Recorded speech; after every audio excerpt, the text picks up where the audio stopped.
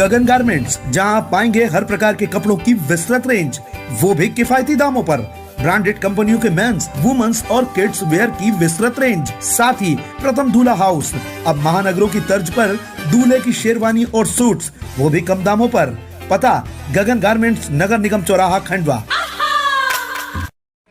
मध्य प्रदेश के हनुमंतिया में event company जल महोत्सव में जमकर टूरिस्ट का बक्कल उतार रही है, यानी पैसा कमा रही है। उसका अधिकार है, उसने पैसा लगाया है, लेकिन स्थानीय लोगों का अधिकार वह ना छीने।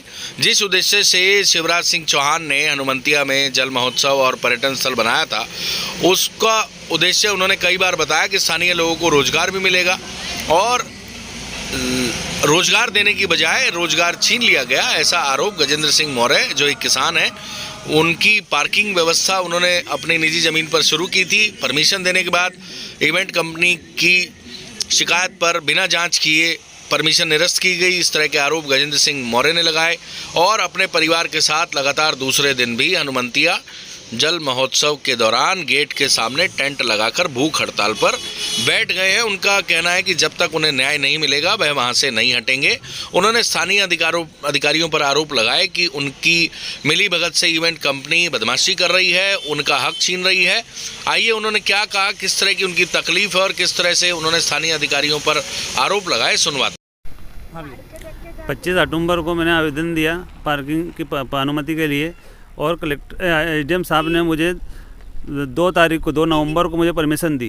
2 नवंबर को परमिशन देने के बाद में मैंने जब पार्किंग चालू करी तो 10 नवंबर को मेरी पार्किंग निरस्त कर दी बिना जांच के।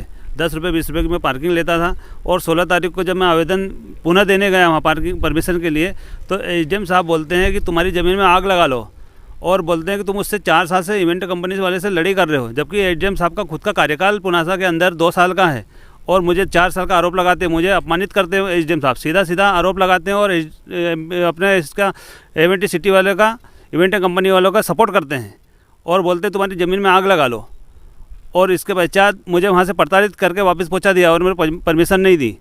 अब आज मैं परिवार के साथ भूख हड़ताल बैठा हूँ। कब तक बैठोगे आप लोगों? जब तक पूरा न्याय नहीं होता, जब तक मैं भूख हड़ताल पर बैठूँगा।